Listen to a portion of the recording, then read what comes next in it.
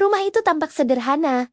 Dindingnya kusam namun hangat, dengan aroma kopi hitam tipis yang menyeruak dari dapur. Seorang perempuan muda dengan tampilan sederhana, kaos longgar dan rok rumah yang sudah memudar berkutat di antara kompor dan meja kayu kecil. Ia sudah bangun sejak jam 4:30, melakukan renungan pagi singkat sambil menyalakan lampu belajar di sudut dapur sebelum akhirnya menyiapkan sarapan. Semua gerakannya tenang, seperti sudah menjadi rutinitas yang melekat dalam tubuhnya. Di ruang tengah, ibunya yang parubaya terbaring lemah, tubuhnya diselimuti kain tipis, sementara tabung oksigen berdiri di samping ranjang lipat, mengeluarkan desis kecil yang terus berulang. Meski begitu, ketika mendengar langkah kaki putrinya, perempuan tua itu tersenyum. "Hai sayang," ucapnya pelan.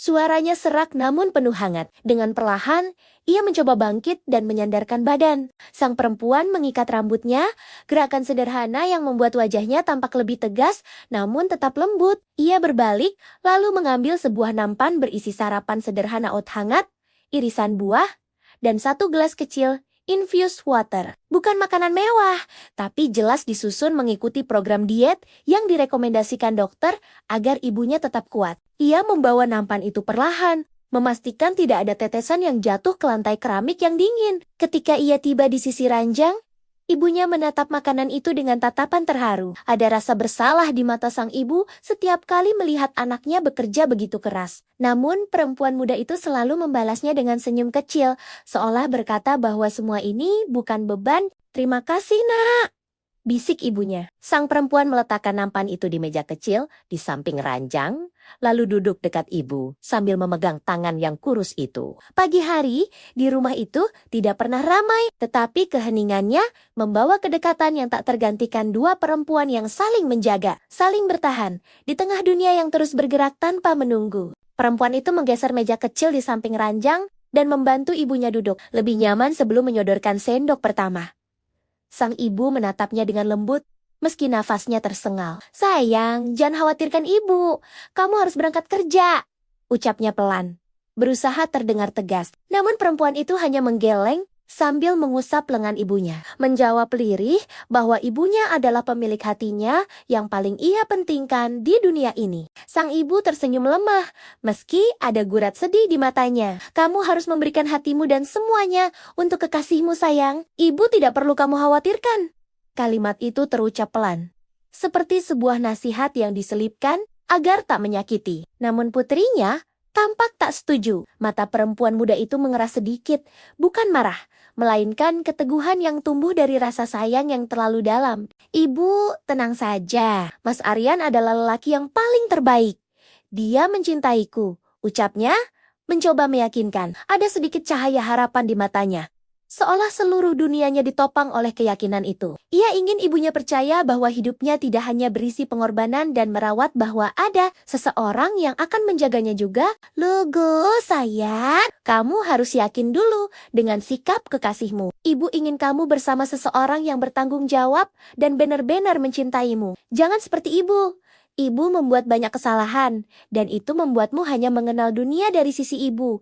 Kalimat itu mengalir seperti pengakuan yang lama ditahan, meninggalkan keheningan yang berat di antara mereka. Aryani segera berganti pakaian, mengenakan seragam kerjanya yang rapi namun sederhana. Setelah memastikan ibunya nyaman dan semua kebutuhan di dekat jangkauan, ia melangkah keluar rumah.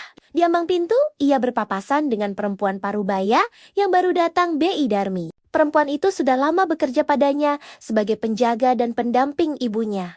Wajahnya ramah, senyumnya tulus. Aryani menyerahkan kunci rumah sambil mengucapkan terima kasih yang dalam. Namun, Bidarmi hanya mengibaskan tangan pelan, seolah mengatakan bahwa menjaga ibunya bukanlah beban. Bidarmi mendengar itu, tersenyum samar dan mengangguk. "Ya wis, hati-hati ya, Nduk." Ia melangkah masuk rumah, membiarkan Aryani pergi tanpa banyak komentar. Dari kejauhan, suara motor Aryani mulai menjauh, terdengar semakin cepat saat gadis itu memacu kendaraannya. Mungkin karena gugup, atau mungkin karena rindu yang membuat langkah dan geraknya lebih ringan. Setelah Aryani benar-benar tidak terlihat, Bidarmi menggeleng kecil sambil menutup pintu. "Perempuan pinter, tapi kok yo bodoh soal cinta?" gumamnya lirih. Ada nada prihatin dalam suaranya. Anak itu sayang benar sama Aryan. Padahal, Wong lanang itu menyebalkan. Kalimat itu melayang pelan di udara rumah kecil yang baru saja ditinggal pergi pemilik hatinya. Aryani akhirnya bertemu dengan Aryan di sebuah tempat teduh dekat jalan menuju resort, tempat yang biasanya mereka gunakan untuk bertemu sebelum bekerja. Aryan datang dengan kemeja kasual yang sedikit kusut. Rambutnya masih basah, seperti baru selesai mandi tergesa. Pemuda itu memang punya mimpi besar tentang kesuksesan, tetapi pekerjaannya sebagai pekerja lepas membuat langkahnya sering tak stabil. Meski begitu, saat Aryani mulai bercerita tentang kekhawatirannya mengenai kondisi ibunya, Aryan mendengarkan dengan wajah serius. Aku ngerti kamu capek, Yan, dan kondisi ibu Sofia kayak gini pasti bikin kamu makin tertekan.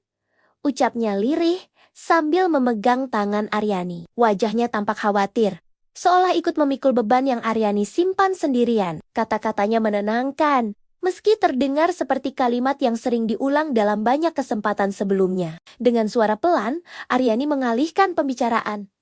Mas, kapan kita bisa ngobrol soal pernikahan kita? Pertanyaan itu membuat udara tiba-tiba berubah.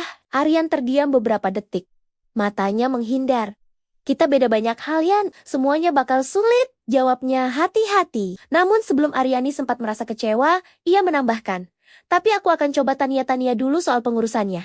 Kita lihat nanti ya, sebuah janji setengah matang cukup untuk menenangkan, tapi belum tentu mengikat. Percakapan mereka berlangsung singkat, kira-kira hanya 20 menit. Saat suasana mulai mencair kembali, ponsel Aryani bergetar keras di sakunya. Telepon dari tempat kerja, ia diminta langsung menuju resort karena ada persiapan mendadak. Dengan napas panjang dan sedikit tergesa, Aryani pamit, meninggalkan Aryan yang hanya bisa mengangguk dan mengucapkan, hati-hati, Yan. Sesampainya di resort, Aryani segera mengganti alas kaki, merapikan seragamnya, lalu mengecek daftar tugas yang ditempel di papan dekat ruang staf. Suasana masih lengang. Hanya terdengar suara AC dan langkah pelayan yang baru datang. Gina, teman dekatnya yang sedang menyiapkan perlengkapan meja, langsung menghampirinya dengan wajah mengeluh. Yan, kamu tahu nggak? Siona cedera, kakinya terkilir. Jadi hari ini dia nggak bisa kerja. Ujar Gina sambil meniup poninya yang berantakan. Padahal dia itu gesit banget, jauh dibanding aku. Aku mah tip juga nggak banyak, tapi ya, aku cuma ambil bagian yang bisa aku tangani. Nada suaranya bercampur lelah dan pasrah. Di Voltex Aryani hanya tersenyum simpati, lalu meletakkan tas kerjanya. Gina, kalau kamu mau ambil yang ringan gak apa-apa. Tapi aku butuh kerja lebih hari ini. Ucapnya sambil menarik napas. Tangannya merapikan apron, tapi matanya tampak mantap.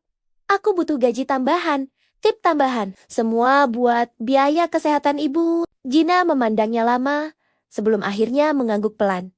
Yan, kamu tuh selalu kuat, tapi jangan lupa jaga badanmu juga ya. Katanya lirih. Aryani hanya membalas dengan senyum kecil. Senyum yang menyembunyikan betapa keras ia berusaha bertahan. Pada sisi lain, Aryan duduk di warung kopi Haji Wiryo. Warung kecil yang buka 24 jam dan menjadi tempat singgah para pekerja malam hingga sopir lintas kota. Lampu neon yang sedikit berkedip memantulkan beang-beang pucat di wajah Aryan, yang sibuk menunduk sambil menekan layar ponselnya. Ia berbicara pelan. Suaranya terdengar lembut dan manis, namun jelas bukan ditujukan untuk Aryani. Dari balik meja kasir, Haji Wiryo menatapnya dengan sorot mata malas bercampur muak. Aku sayang kamu. Suara Aryan terdengar lirih sebelum ia menutup telepon. Haji Wiryo mengangkat alis.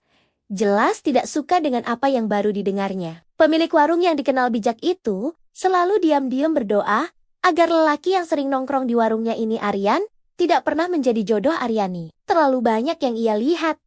Sikap manis Aryan yang berubah-ubah, janji-janji tak pasti, dan kemalasan yang terselip di balik mulutnya. Setelah telepon ditutup, Haji Wiryo menatap Aryan dengan nada remeh. Aryan merasa tatapan itu menusuk dan akhirnya berkata, Haji, ini bukan urusan Haji.